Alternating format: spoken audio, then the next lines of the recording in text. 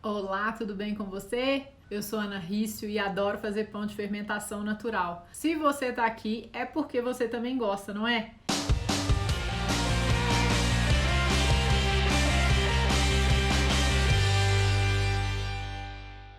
Vamos conversar sobre pão, especialmente o pão de fermentação natural, que é a minha especialidade, que eu amo de paixão. Eu criei uma marca que chama Love Bakes, que significa o amor assa, porque eu acho que a gente tem que colocar muito amor quando a gente faz pão. E meus alunos e a galera que faz pão comigo, eu chamo carinhosamente de Love Baker, que é padeiro amoroso. Então eu acho que todo mundo que tá aqui é um Love Baker, né? Então sejam bem-vindos! Quem tá comendo pão ou quem vai comer pão, coloca hashtag vou comer pão. Quem vai fazer pão, coloca hashtag vou fazer pão. Gente, eu tô com uma pergunta aqui que é bem legal. A princípio ela é bem simples. Eu gosto de brincar com os meus alunos até que o pão é um levanzão. Por que eu falo que o pão é um levanzão? Eu falo isso porque o pão é uma alimentação que a gente faz para o nosso fermento natural. Então, às vezes a gente coloca o quê? 15% de isca, que é o levain, na massa do pão. Só que a gente coloca sal nessa massa eventualmente. O levain normalmente não tem sal. Às vezes ele pode ter, mas vamos partir aqui do princípio que ele não tem. Então, o pão é um levanzão com um pouco a mais de sal. Com esse pensamento aí em mente, eu vou responder uma dúvida do Rodrigo. Eu vou ler essa dúvida dele e aí a gente conversa. Quando eu pego o levain e misturo na massa, mesmo que ele não esteja no pico de atividade, a massa do pão não seria uma forma de alimentação desse levain? Só que ele demoraria mais para fermentar, seria isso? Porque ele estava questionando a questão do fermento não estar muito forte na hora de fazer pão. Por que a gente não faz isso normalmente? Mesmo a farinha e a água sendo alimentação para o nosso levain, porque são mesmo. Farinha e água são os ingredientes que a gente alimenta o levain. E sim, quando a gente coloca uma isca de levain numa massa e dá farinha e água para essa isca, a gente está alimentando o levain. E depois a gente coloca sal. Mas o levain tem que estar forte. Ele tem que estar no pico de atividade. Assim, ele tem que estar no pico ou preferencialmente jovem. Um pouquinho antes do pico é legal. Se ele passar do pico, ele vai acidificar a nossa massa e vai ficar mais fraco. Por causa disso, a gente gosta de usar o fermento no pico, jovem, forte, vigoroso. Nós vamos conversar sobre isso hoje. Quando o meu levain está forte, no pico, se ele cresceu, mais que duplicou de tamanho no tempo dele, se ele tá cheio de bolhas, se ele tá cheio de atividade, se ele tá dentro da norma dele e ainda não cresceu e baixou, se ele só tá crescendo e chegou, estacionou ali no pico, ele está no momento ideal para ser colocado numa massa de pão. Por que isso? Por que eu não posso usar um fermento que passou do tempo? Você pode usar um fermento que passou do tempo. Inclusive, existem receitas que são feitas com fermento que passou do tempo. Inclusive, receitas que a gente faz com descarte de fermento, que já passou muito do tempo. Mas, para a gente ter um pão legal, para a gente ter um pão que cresce, um pão saboroso, um pão leve, um pão que não é tão ácido, que tem sabor, mas não é muito ácido, um pão que tem um miolo mais aberto, tem uma casca mais fina, tem um belo salto de forno, a gente recomenda usar um levain jovem. Um dos motivos principais é porque quando o levain passa do tempo, ele acidifica. E quando ele acidifica, esse ácido adicional vai acidificar a sua massa, tá? Então, quando você coloca fermento na sua massa que tá ácido, sua massa vai ficar mais ácida. Isso para começar. Falar, mas eu gosto do sabor ácido. Beleza, então se você gosta do sabor mais ácido, você pode sim usar um fermento que tá um pouco mais ácido, que já chegou ao pico ou que acabou de passar. Mas não é só isso. Um fermento que passou e que está mais ácido e que passou do pico, vai acidificar a sua massa e esse ácido extra vai contribuir para algumas características que muitas vezes não são desejadas pelos padeiros. Entre elas, miolo mais pesado, miolo chicletudo, que eu gosto de falar, que é aquele miolo que você mastiga e ele parece um chiclete, ele é gummy, ele parece bala de goma.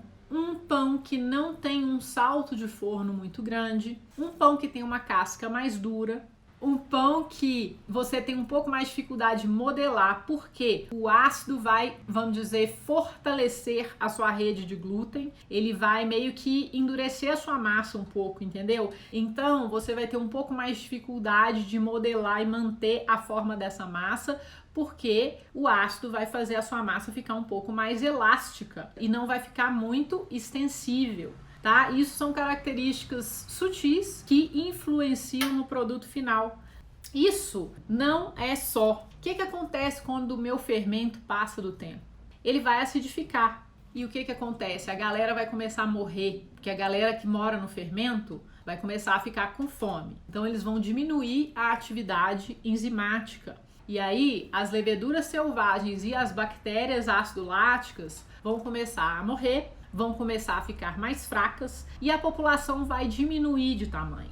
Então, se eu pego um fermento que passou do tempo, que tem essas características, a população está fraca, a população está menor, e coloco numa grande quantidade de farinha e de água, eu vou ter um pouco mais de dificuldade de fermentar essa massa, porque eu não tenho uma isca forte o suficiente, numerosa o suficiente para levantar aquele tanto de farinha e de água que eu acabei de inocular. Isso é uma questão de matemática mesmo.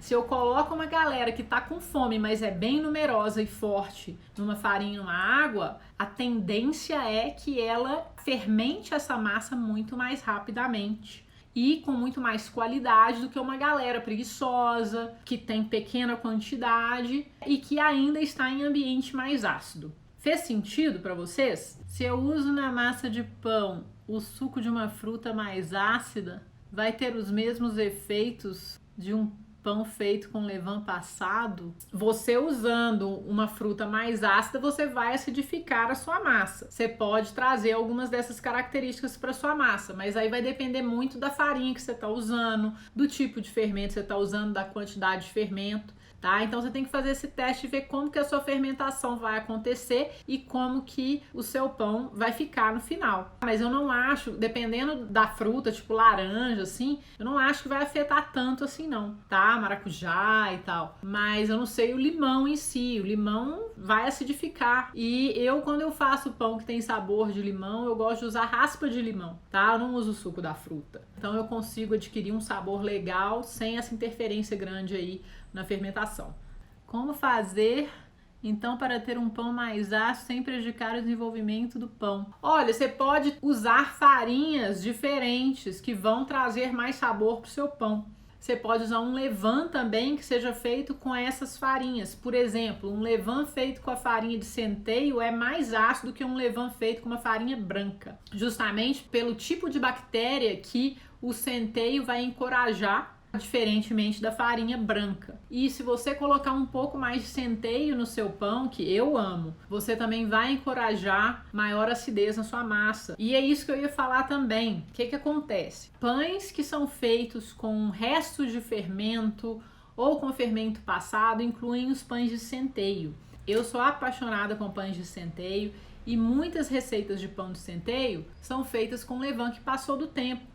Um dos motivos, justamente que o centeio tem menos glúten e ele precisa de mais estrutura. Então, quando eu uso um fermento que passou do tempo, eu vou ajudar a fortalecer a malha de glúten dessa massa. E óbvio, eu não vou fazer um pão 100% de centeio, não. Vou fazer um pão que leva centeio, leva trigo. Você pode fazer pão 100% de centeio, vai ser um tijolão, vai ser uma delícia, mas, cara, fica pesadão. Então eu tô falando um pão que leva bastante centeio, mas que leva trigo também, porque o trigo forma glúten com maior facilidade. Mas o centeio tem a característica mais ácida. Então se você quiser um pão que tem um sabor um pouco mais ácido, usa um pouco de centeio ou de farinha integral no seu pão. Você vai ver que vai mudar o sabor do seu pão. Eu amo pão que tem um pouco de farinha integral, que tem centeio, justamente pelo sabor, pelo aroma e pela textura mesmo do pão. Isso é muito pessoal e vale experimentar. Tem um ponto, o centeio vai acelerar a sua fermentação. E eu creio que seja até por isso, isso é uma conclusão minha, que a gente pode usar um fermento que passou do tempo com um pão de centeio. O centeio vai aumentar a atividade enzimática da massa, porque o centeio tem muito nutriente. Você vai conseguir acordar essa galera do fermento de uma forma mais rápida mesmo, usando a farinha de centeio que tem mais nutriente. Então isso é um dos pontos que eu acho que o pão de centeio feito com fermento passado dá certo. E também pelo fato dele acidificar a massa e trazer um pouco mais de estrutura. Esse tipo de pão de centeio é muito popular na Escandinávia, na Alemanha, na Rússia, na Holanda. E são pães deliciosos que têm a característica mesmo de serem um pouco mais pesados, de terem um miolo um pouco mais fechado, uma casca um pouquinho mais grossa e um sabor mais acentuado. Eu curto muito esse pão. Eu acho que vocês podem testar. Lembra que se tiver muito calor e se você estiver usando um fermento que está bombástico, fortão, a fermentação vai mudar com o centeio. Ela vai acelerar quando comparada com um pão feito com farinha branca. O pão de maracujá que eu fiz foi difícil de trabalhar, rasgava nas dobras. Eu não sei a quantidade de maracujá que você usou, né, Dedete? Então, mas o maracujá é ácido. Então essa acidez pode ter influenciado na sua massa, especialmente quanto mais você usa, mais ela vai influenciar na massa. Talvez se você fizer uma autólise um pouco mais longa da massa, ajude a não rasgar essa massa, tá? Autólise sem fermento, beleza? A autólise ajuda a prevenir isso. O pão de fermentação longa pode ficar mais ácido. Normalmente, quando a gente coloca o pão na geladeira para uma maturação mais fria, isso vai favorecer o crescimento das bactérias que gostam de frio. São as bactérias ácido-láticas que gostam da geladeira. Elas gostam muito, elas se reproduzem no frio. Então, isso pode trazer um sabor mais ácido para o pão, mas não é garantido. Vai depender muito do tipo de fermento que você está usando e da farinha. Porque muitas vezes eu já fermentei pães com farinha 100% branca, com um levain bem assim, lático, e o pão ficou lático, ele não ficou ácido, mesmo tendo maturado na geladeira. Mas sim, a fermentação a frio ajuda a melhorar o sabor do pão. E se o pão já tem uma tendência a ter um sabor mais ácido, ele vai ter um sabor ainda mais gostoso e ainda mais puxadinho pro ácido quando ele é maturado na geladeira. Beleza? Ah, você não gosta de centeio, Fabiana? Então é o seguinte, experimenta farinha de trigo integral. A farinha de trigo integral já vai trazer um sabor bem legal pro seu pão. E, inclusive o levain, que é alimentado com a farinha de trigo integral, também vai favorecer o aparecimento das bactérias heterofermentativas, que são as bactérias que trazem um sabor um pouco mais ácido pro pão. Gente, pão é isso. Pão é amor, pão é a gente fazer aquilo que a gente gosta. Para mim, a essência do pão é o amor. Beleza, pessoal? Muito, muito obrigada. Beijo para vocês e até a próxima live. Tchau, tchau.